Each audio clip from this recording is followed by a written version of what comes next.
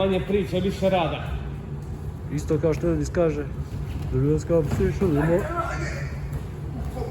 Aj. Evo ga, ide.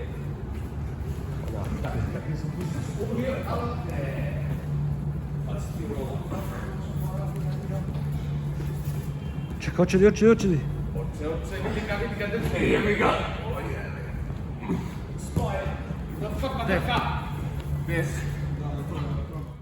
All right, let's break this sequence down. So this essentially was, I think, the first time that I tried that Sankyo type of variation that we made a video on a week ago now, I think, about exploring some standing wrist lock options and ideas. And this was filmed, I think it might have actually been the same day of last year, or around the same time. I think this was filmed in April last year.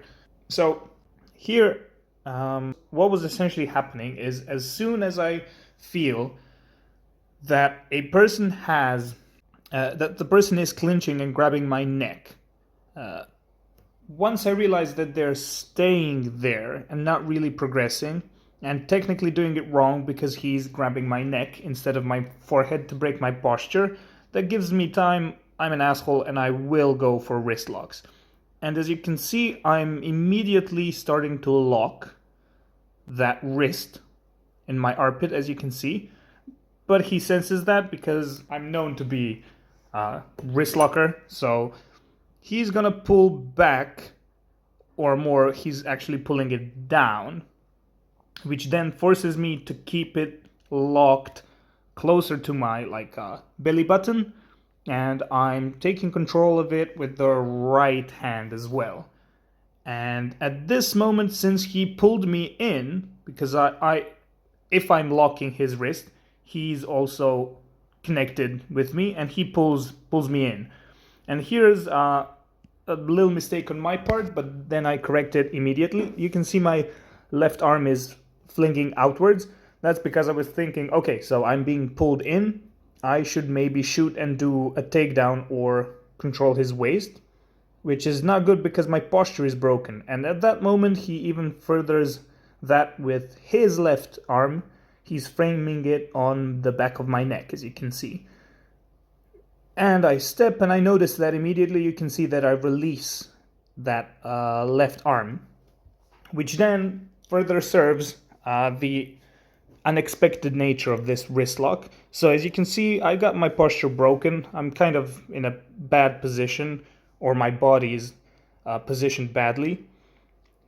No structure really. But that gives me an opportunity. As you can see, like right here, it's completely locked. I've got that wrist locked. And he tries to go for, he said he was trying to do a kaitenage. You can hear it in the video.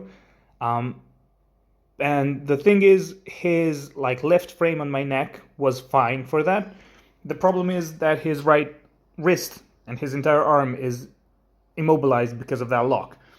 If he had his right arm in the same position, but just under my arm, and if he was able to shoot my wrist and arm up while he's pulling down on my head with the position of his legs, he would have flipped me over. But he couldn't finish that kaitenage because I've got that lock. And as soon as we fall, which technically he initiated that takedown because my posture was broken and he was in the right position, I'm holding onto that wrist and I'm rolling. It just kept rolling. So as you can see, the wrist is locked. I just roll. That's pressure on that wrist. But here, that means we're both entangled at this moment. So he's trying to relieve pressure off of that, and he gets up to put pressure on me. But as you can see, I'm still locking that wrist, and I just turn again. And as you can see, my shoulder is above his, and the motion is essentially just like what happens when you have an omoplata. It's just you have less control this way. That's why omoplata is a higher percentage better thing to do. But nonetheless, this does work. And he flips over again.